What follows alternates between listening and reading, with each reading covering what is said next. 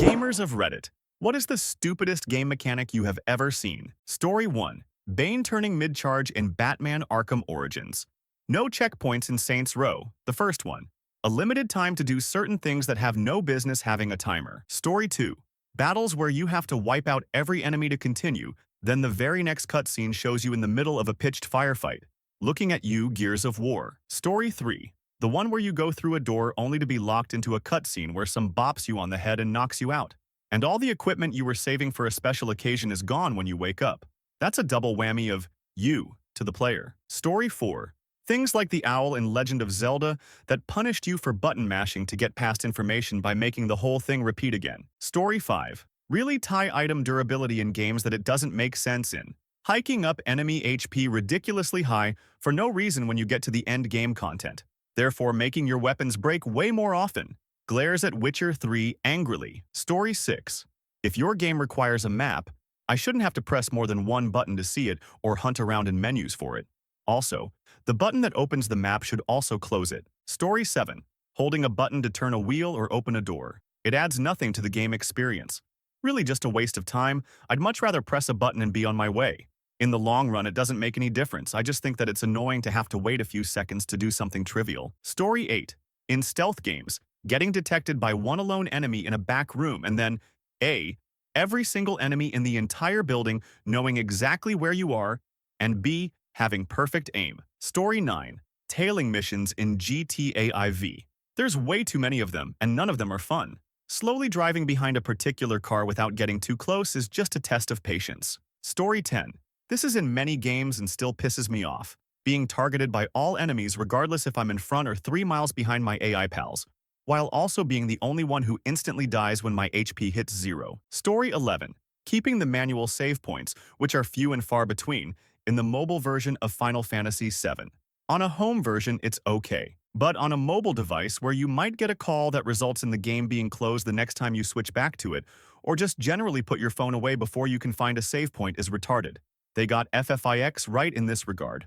Still waiting for FF8. Story 12. Crafting. When you can craft something which is not a consumable, and which you can also buy, and you need to buy some of the materials because you wouldn't find them. Also, weapons that break way too fast with time usage. Do that with attachments to the weapons, so I can customize my weapon. Story 13. The Division went overboard with how they handled endgame activities. Literally just threw a ton of enemies that had 100x your health, dealt insta-kill damage, and cranked their aggressiveness up all the way. This promoted glitching and cheating to complete the activities. Then they went super stingy on loot drops, and with the wide range and possibly RNG, you often got a single high-end item, and it was oftentimes worse than lower-tier items. Massive was quicker at patching these bugs than the fixing the reason for these bugs being so popular, and this split the community between the haves and the have-nots when it came to the prestigious endgame gear. Massive really up with the Division, and it took them months and months of patches before they even got around to addressing these issues. By then, all my friends, a vast majority of the player base, quit playing. Story 14. Hit flinch. When it's really overdone. Really cower. Grinds my gears. Used to play a lot of Dirty Bomb but took time to play other games. And after watching some footage on YouTube explaining what hit flinch is, I noticed how bad it was when I returned to Dirty Bomb. And honestly, it was a rude awakening. It's one of those favor the shooter mechanics and I despise it. Story 15. The fatigue system in the original release of Final Fantasy XIV. TLDW. It's a system that stopped you if you play a class job too much in a given week and forced you to either stop playing or switch to something else. Story 16. Quick time events that can hinder one's progress in the game, especially if the game has no quick time events and they randomly threw one in. Splinter Cell Blacklist has one at the very ad boss fight. It has very strict rules about it. If you mash the button, you die. But if you tap the button once you live, yet you won't know this until you die a few times. It's stupid. Story 17. At no point has a maximum carry capacity added to my experience of the game. It's always been a chore and stopped me being immersed in actually playing the game. Oh boy. I'll stop and walk for ages to a town just to have to come back for no good reason. Looking at you, Skyrim and Fallout. Story 18. Taking away all your defensive options for a fight because you wanted a cool set piece. Kingdom Hearts did this by making you fly during certain bosses, but you couldn't dodge or block anymore. Would be fine if you flew faster than a paper plane. Story 19. Weapon durability. I'm not against immersion on principle, but weapons don't break that fast. A sword is not going to become useless after one day of fighting. Story 20. The obligatory. This part is different than the other parts section. The mission, the vehicle level, the manning a giant turret minigame, the all of a sudden and only for this section, precision jumping is required part. So that maybe went off the rails at the end. And some of these things can be done really well, but usually I'm using a spotlight to kill evil bats in a dune buggy that can for some reason not drive and have a light on at the same time. Story 21. Random encounters in RPGs. I don't mind most uses, and some games have items in the game that reduce the encounter rate, Pokemon with repels for instance. But when you're barraged with a million at a time, it gets frustrating. It gives the illusion of difficulty and achievement via exp, points and whatnot, but it's mostly just a waste of time. Story 22. Pokemon Sun and Moon. The opposing Pokemon can call a friend to help them without using up a turn. So they'll finish attacking you, and then at the end of their turn they'll call for backup. Apparently people were complaining in the last game that the battles were too short, so they added in this mechanic. But all it does is make the battles artificially longer. So irritating. Edit. I have learned that it can be useful for chaining and catching certain Pokemon, but I think my original point still stands because if you have a random encounter that keeps SOSing, it can make things real tedious real fast. Story 23. One thing I hated about XCOM 2 was the low-level enemies scaled up HP when you got better weapons. Oh, you got mag weapons that do 3 to 4 more damage. Well, guess what? Now you're fighting heavy advent troopers that have 4 more health. Like it's not hard to kill them at this point, and there is still reasons to upgrade your weapons. It's just a huge buzzkill to see the low-level bad guys still take 2 shots to kill, even after getting better weapons. Story 24. Hoo boy, get ready for a rant. I'm gonna tell you about Metroid. Other M that game. They show it as being as awesome-looking adventure, but looks like they couldn't decide whether they wanted it to be an FPS or side shooter. So they mashed them together in a move to avoid getting hit, stop to shoot and be a sitting duck bullshit mechanic. The stupid pixel hunt mini-games were such bullshit as they were either near impossible to find without a guide or unbelievably easy that there was literally no point in putting it there. And, spoiler alert, that end of the game. How is anyone supposed to figure out that you were supposed to target the piece of humanoid mother brain when you have these pieces of in your face thinking you have to beat them and having to restart again and again and again? Spoiler. That game. TLDR. Metroid. Other M sucked. Story 25. No matter what choice and decision you make, you are always guaranteed to sacrifice something and upset half of the people. For example, Dragon Age Inquisition and Mass Effect Andromeda. This is what I disagree with some game designers. It is usually true that you could not do anything without someone off. However, bringing the most frustrating part of real life into the game does not automatically make it more realistic. Story 26. The camera angle in Alan Wake. It's third person but off to the side, not directly behind the character. But forward direction and targeting is still to the center of the screen. It's super weird to move around diagonally like that, and I'd constantly involuntarily strain my neck and eyes, trying to get the right angle, which is of course impossible. The only way to mitigate that was to set the FOV as high as possible, because that kind of moved the character closer to center screen. Story 27.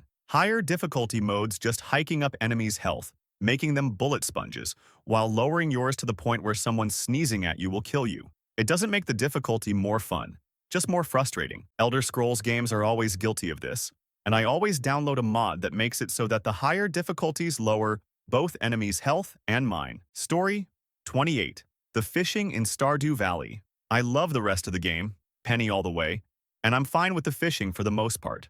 The way the fishing works is you reel in by keeping a little icon inside a green bar that moves up and down. You move it up by holding the button and release it to drop it. To reel it all the way in, you have to keep the icon in the green bar long enough for a meter to fill up. Icon in, meter goes up. Icon out, meter goes down. Simple, no? That is, unless you happen to hook a particularly valuable fish. The green bar moves up and down faster than not only can you react, but faster than the icon can even move. I have never managed to catch one, and I don't even know what it yields. I always fail those particular hooks pretty much instantly. Story 29. Random encounters. People want to explore this awesome world that you've created. Why do you want to slow them down with an easy and meaningless battle every X number of steps, cutting off a portion of the game after the player makes some arbitrary decision? I get that you want to make a game with consequences, but the player wants to explore the world that you've made and test every possibility. Story 30. In Shadow of War, you have to click to pick up items that enemies dropped. That, in and of itself, is not a terrible mechanic. Annoying, but not uncommon. But the fact that they made a level-up perk that made it so you just had to walk over items to pick them up, that's just crazy. Abilities shouldn't be annoyance removers. They should make you more. Story 31. Not sure if it counts as a mechanic, but having kids in Fire Emblem Fates, Cha, Birthright. An alternate dimension where the kids grow up literally overnight. Also clearly underage characters getting pregnant and having kids. It made sense in Awakening, but in Fate's Birthright, it was just some asinine, creepy bullshit. Story 32. When you try to pick up some loot, but your inventory is full, and the game doesn't even let you swap out your inventory, and the thing you just tried to pick up is gone forever. Story 33. So there was this bit in Legend of Zelda, the Phantom Hourglass, where you're deep into a temple and are presented with a tablet with a marking on it. You're instructed to press your map to the tablet so that you can copy the mark onto your own map. I must have been in this room for over half an hour trying to figure out what to do. I pressed every button or combination of buttons I could think of. I tried every item I had. I went back in the dungeon to see if I had missed an item. I looked around the room. I tried approaching the tablet in different ways. I tapped the touchscreen all over. Nothing worked.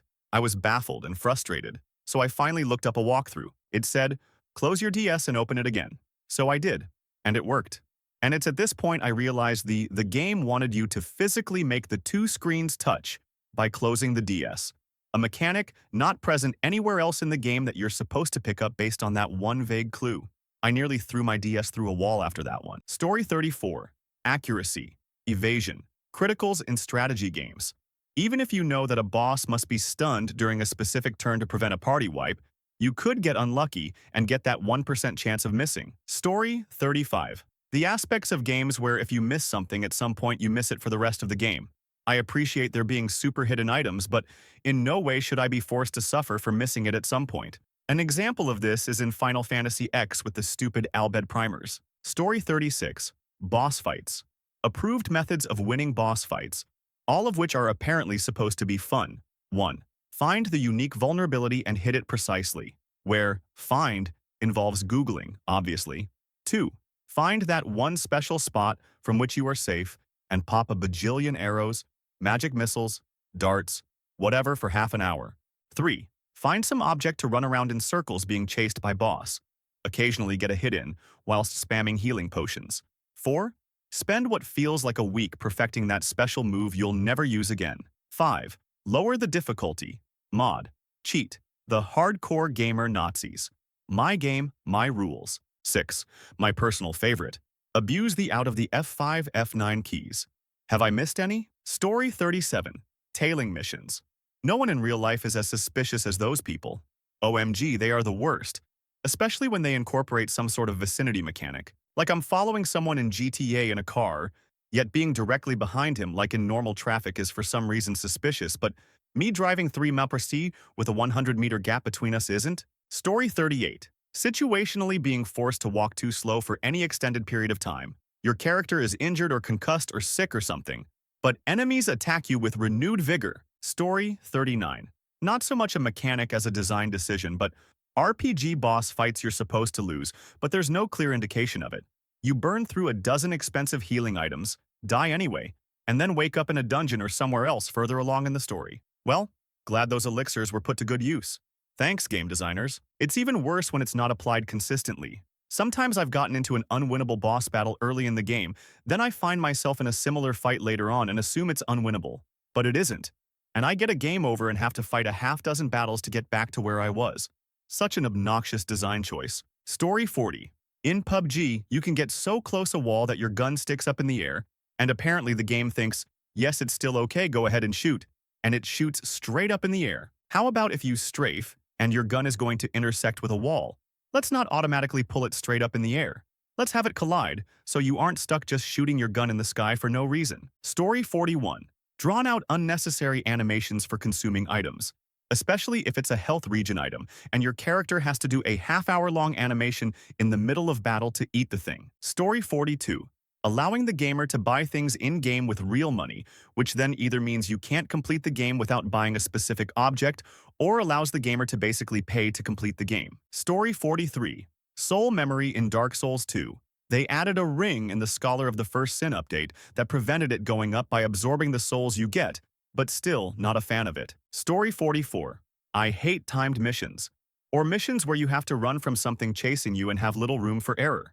I enjoy exploring and taking in the scenery. Nothing is worse when devs create a beautiful atmosphere only to have you run through it as quickly as possible. Story 45. Having a boss fight with an NPC by your side, but then giving said NPC low health and a charge-in head-first moveset. It takes away the fun of the battle because it basically forces the player to give up their choice of playstyle just to make sure the NPC doesn't die. Looking at you, Sigward and Lucatiel. Story 46. Personally, I hate it when hard games, collectively known as Souls-style games, let enemies one-shot you. Those style of games are challenging in a fun way that forces you to take your time and plan your attacks on varying enemy types, and punishes you for making a mistake. But killing you outright for making one mistake pisses me off. All the other enemies are hard but fair, but all these games have 1 to 3 enemies that just straight up kill you. Story 47. Artificially devaluing the experience gained from dungeons in WoW Legion so that you are forced to play through the 20-30 hour story every time you level up a new character through that expansion. Then, padding out missions, events, and rewards at max level at the level of weeks, so that people are forced to play those aforementioned grinded characters through monotonous missions every week. Then, the whole raiding loot system in general that requires you to grind out tens of hours of such instances just to get gear for a single item slot or what have you. Then, when the new expansion comes out, they artificially add a massive gap between the newer expansion and the old expansion when it comes to gear stats. So all that work from the aforementioned expansion is now moot, and all your gear is trash as well as many different items and mechanics from the older expansion. E.g. garrisons. Now you start the process all over again and read this shitty and rambling post all from the top because the new expansion is out and the horrible process begins reborn. Story 48. Mother Dream Drop. Kingdom Hearts. 3D Dream Drop Distance has this god-awful mechanic of splitting up your gameplay on a timer between 2 characters. Here's the thing though. The story for both are virtually identical and the locations are the same. Not to mention the camera controls don't lend themselves well to the DS's button layout. So you're constantly running the timer out by dying over and over again in the same parts. Story 49. Pokemon releasing 2 identical games at a time, so if you want to clock the game, you need to buy both copies to trade. Ultra Sun and Ultra Moon came out recently. I never finished the first one, so I was absolutely livid to find out it's set in a parallel universe, where basically the exact same thing happens. It's robbery at this point. They repackaged the same game and sold it 4 times now, be it with slight differences. Bought Sun for myself, Moon for my girlfriend, then Ultra Sun and Ultra Moon again just now, only to realize it's not a sequel but the same game. Story 50 Fallout NV, and similar games. Assassins. AKA free money, fast travels to some random location. Caesar sent us to kill you with a bunch of spears and really expensive air. Dead. Story 51 Bloom. It is such a stupid mechanic in games, and I have never understood why they add it. For anyone who don't know basically what it is the more often you shoot a gun, the less accurate it becomes so, unless you are pacing your shots, which just make you a target in any PvP game mode, you can't really hit anything. Biggest example was at the start of Halo Reach, the DMR had Bloom, and currently Destiny 1 and 2 both have Bloom for their hand cannons. Simply ridiculous. Story 52 Clunky side quests that have important rewards. FFX. Chocobo Racing. I wanted Titus's celestial weapons so bad. Also Dark Aeons if you missed any of the weapons or crest in certain areas. Good luck. Story 53. The Fortune Space in Mario Party that can sometimes make you give away or swap stars with a random player. I'm fine with a lot of randomness in party games, but having the entire hour-long game be decided by a single bad spin is asinine. Story 54 Dark Souls 2. Losing 10% of your HP every time you die, down to 50%. Oh, the player is having a lot of trouble in this area. Let's make it harder and harder on each subsequent run. What? That's not fun. That's just artificial difficulty. Story 55. GBA Final Fantasy Tactics and its law system. Absolute piece of garbage mechanic. Judges will mysteriously appear and put you in jail for doing something like attack monsters or use arrows. Yet story-wise, you fight criminals that, generally speaking, are always breaking the law anyways. Gameplay-wise, it was just stupid and annoying. Some stages are cannot hurt beasts, yet the entire stage is nothing but them. Story 56. When playing Tracer, caught up in a firefight and backed into a wall with no recall and no blinks. A blink finally goes off cooldown and you have your chance to get out of the fight and heal up. You press shift and The blink was used and you didn't move because there's a god millimeter of wall poking out that blocked you. Holy. The same goes for Genji's dash and Widowmaker's grappling hook. Story 57. Elite Dangerous. Yesterday, a station named Titan's Daughter was attacked by aliens called Thargoids. This was the first attack in the bubble, space occupied by humans centered around Seoul, US, and a distress call went out to all pilots to come evacuate refugees. When people got there, they found they needed a higher reputation with the station to evacuate anyone. We need help now. Oh, thank God, someone. Oh, you're too low a rank, I'd rather die. Story 58. Grinding. Having to do the same quests all over and over because they drop an item and have a very low chance to do so, but you still need the item to progress on the story, or they always drop the item but you need 10 items and you need to do the quest 10 times. Gating content by time. You can only do this quest once a day, but you need the reward from this daily quest 10 times, so it will take you at least 10 days to have it. Story 59. It's crazy how any game developer could open a thread like this up and learn how to never create infuriatingly bad games again. But they won't. And missions will exist until the end of time. Story 60. I don't like the overuse of RNG in games, especially PvP games. RNG is a good way to remove skill from a game. I hate making the smart tactical decision just to fail because I rolled 1 and he rolled 20. Story 61. QuickTime events. I hate them even more when it results in an instant kill during a cutscene, so now I have to watch the whole thing again. And apparently Telltale Games thought that was enough gameplay and made entire games around it. Story 62. Assassin's Creed stealth missions where you have to follow inside the circle to listen to the conversation. And when they saw you, they paused for like 10 seconds before continuing. Story 63. BioShock Infinite. Allowing only 2 carried weapons instead of carrying every weapon like every BioShock before it. It's like the devs were like, you know what? Letting the player carry all weapons opens too many possibilities on how to tackle the objective and makes the game too much fun. Let's implement 2-weapon carry for no reason. Story 64. When there is a mission and you have to follow an NPC and he runs 1 or 2 the speed you do, it makes it so you have to run ahead, stop, let him catch up, run stop, etc. Also when games have some form of event that doesn't add really anything new. Take the Division global events, for example. They added strikes that are just missions-wise incursions that are already in the game with a modifier, or 2. Granted, Division added resistance with this GE though. When games that add restrictions to customization for no reason, let's take WW2 for example on this one. The Divisions restrict some of THW stuff you can do. I can't put a suppressor on my AR. Why just on my SMGs? I know there are many more, but I can't think of any at the moment. Story 65. Ultimate Gear. You wanted to play a mage? Well, once you've spent XX hours collecting specific items to make that possible, you get to beat the boss and win Mage Armor Ultimate. Throw away that hard-earned junk. You wanted to use a sword. Your character uses a sword? Awesome. Here is a nay unbeatable sword to reward you for using that Zweihander and leveling it you to max. Now never use it again. Story 66. I still have no idea how to reliably obtain or upgrade my in Elder Scrolls Online. Yes, I understand it's an MMO, but quest rewards are literally random. I'm a mage, regularly get heavy plate armor, 2-handed axes as rewards. You can't buy new in-game stores.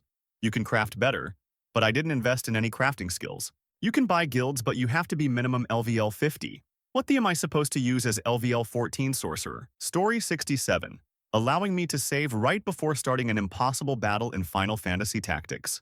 I had to restart the whole game only so I could properly grind and prepare for that battle. Story 68. In Civ, at least in Civ V5, increasingly difficulty doesn't actually make the AI any better at the game. They have larger and larger bonuses to start the game. While I understand that making a competent AI for such a complex game is really hard, it's kind of frustrating to be getting crushed by a bot while playing relatively well. Story 69. Having an important crafting ingredient only obtainable via random timed missions that always pop up and expire while I'm not at my computer. Looking at you, Warframe. Story 70. Any game that actively tries to inhibit you from overleveling. Why can't I make myself a demigod and destroy bosses in one hit? Best example is FF10 versus FF13.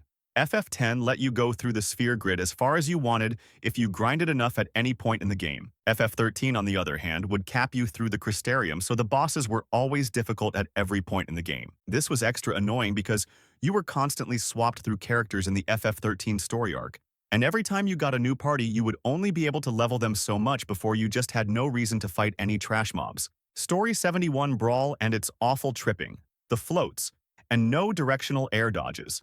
That game really digressed from its predecessor. I don't like tedious grinds. Though I suppose it's difficult to make a game challenging but not impossible without some grind. Story 72. In Castlevania, Symphony of the Night, you find hearts by breaking lamps instead of drops from monsters. So throughout the whole game, you'll be breaking pretty much every lamp you come across. Story 73. In Sleeping Dogs was this non-logical restriction. Guns were really rare in this game, so you actually had to scavenge for them. But the moment you started the mission, they would disappear. You weren't rewarded for your scavenging to use those in missions. Not to mention tons of outfit DLCs that came with guns. They would disappear right away. Story 74. Enemies that you are not supposed to fight in a game where you'd otherwise fight everything that moves. Like those unicorn-like enemies in Salt and Sanctuary, or the dragon butts in Dark Souls, Lost Izalith. Story 75. The thing that just recently pissed me off was in Assassin's Creed Origins. Potential spoilers? You control two characters at set points throughout the game, but you definitely play more of one character than the other. Then the character that you've spent so much time getting good weapons for, really setting the tools to your liking, you don't even use in the final boss. So you're thrown into this big fight with a character you've barely played. Story 76. Assassin's Creed's eavesdropping mission. Those guys that walk faster than your player characters walk, but slower than your run speed. Barcelona. Also, GTA tailing missions with super strict radius. Story 77. Final Fantasy VIII. The drawing system was by far the worst leveling system I've ever seen. The enemies were scaled, so drawing magic from enemies was super important. Not to mention, once you encountered an enemy that had magic you wanted, you had to sit there and draw from it for like at least 11 turns. It was just poorly designed. It's sad because I liked the game itself other than the drawing system. Story 78. I always enjoyed playing Resident Evil 5 solo. On the hardest difficulty, Sheva would stand over you while you were dying, wait, then spray your dead corpse with the healing spray. Thanks, Sheva. Story 79. Anti-form in Kingdom Hearts 2. See, the game has this cool mechanic called drive, where you build up a meter by doing melee attacks. When the meter is high enough, you can enter drive form, where you get different attacks and better stats. There are different drive forms you can use depending on how high the meter is and which party members are with you. Going into drive is awesome even if you don't need the new abilities because it also refills your HP and MP. But what they don't tell you is that each time you use drive form, you're building up a hidden counter. The higher the counter, the more likely you are to randomly turn into anti-form instead of your chosen form. Anti-form is cool in some respects because it's fast and has crazy long attack combos. But it's also complete garbage because you can't use magic, you can't do QuickTime events, and you can't manually exit the form like you can with most drives. It's torture when it triggers against some bosses. Grim Reaper, for example, can't be hurt while he's carrying any coins. The only ways to make him drop coins are magic attacks or QuickTime events. So if you wind up in anti-form, you can only run around dodging his attacks and watching him vacuum back up all the coins you'd already stolen from him while you wait for the meter to run down. That fight was bad enough that I seriously considered giving up on the game. Story 80. Admittedly not the worst thing in the world, but I think it's weird that in Half-Life 2, your sprinting meter is the same as your flashlight meter. So if your flashlight runs out, you can't run. And if you get winded, you can't turn on your flashlight. They did fix it at least in Episode 2 by adding a separate meter for the flashlight. I'm not sure why Valve didn't do that in the first place, though. Story 81.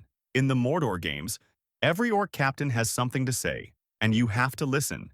And no matter what you're doing, the game focuses on him when he's finished talking at you. Have died so many times to this while fighting a different orc captain while surrounded by a gang of orcs, and a couple of other shitty mechanics, that I stopped playing. The game is just garbage. Story 82. PS Plus just gave out Metal Gear Solid 5 recently. Awesome game. But that one mission where you have to manually select all soldiers that speak Kikongo and put them into quarantine. Jesus Christ, Hideo. I had to go one by one through 399 soldiers. A game isn't fun when you have to spend over an hour tediously filtering something that should have an option to filter. Edit. Also, crafting in Zelda, BAW that. Story 83 Dragon Age. In Question and Mass Effect Andromeda. How you have to scan locations or click on the left joystick like 100 times while exploring. Stupid. Story 84. In Saints Row 2, I hated how you had to build respect to do missions. It always stopped the flow of the game for me, which sucked because I liked the story. I didn't want to have to spend unnecessary time tossing a ridiculous amount of people into the air. Super strength cheat FTW. And I didn't want to be forced to play the mini-games, which reminds me, the fact that we were forced to play min-games as story missions in the last two was also bull. Also, I can't go back to the driving in that game. Accelerating with XA just feels unnatural now. Story 85. Was it Fable 3 that made you go into a mini condo to select your weapons and armor? I liked the butler guy in that, but having to spend so much time in and out of that condo was a real pain in the. Story 86. No region locks in PvP games. Dota, for instance. When you're the only English speaker on a US server is the most frustrating thing in the world. I'd rather the English speaker be opposed to the Spanish guy, attempting to be nice. It's just frustrating when your game depends on communication and you can't do it. Story 87. Useless currency. Far Cry 3, 4, and Assassin's Creed 2 were some of the best, worst examples of this. No point in getting any of the currency since there was nothing to buy in AC2, except investing in shops to get more useless money. And in Far Cry, you get all the guns for free for climbing towers. Story 88. I was so hyped up a few years back when they made a new Age of Empires 2 for modern computers. I played it one afternoon, and the attack move mechanics for dealing with your troops are just infuriatingly bad. I'm used to crisp StarCraft-style mechanics, and these just had some vague, like, walk over towards this area and maybe get lost on the way. Or, go over here but just mill around aimlessly while you get slaughtered. Don't fight back. I can't even really articulate how the mechanic worked that made it wrong. It just constantly seemed like units would get lost or go on stupid pathing or not attack when they are supposed to. I had to stop playing it. Story 89. I absolutely hated the status mechanic in Persona 3. It totally ruined the game for me. It's basically there so that just about everything makes you tired. And when you're tired, you can do much for about a day or so. I can't freely explore Tartarus without getting tired. I can't fight enemies without getting tired. I can't do certain activities without getting tired.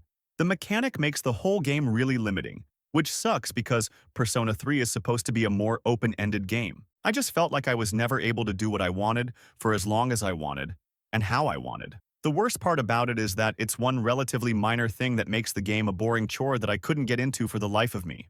I'm so glad they mostly did away with it in Persona 4 and Persona 5.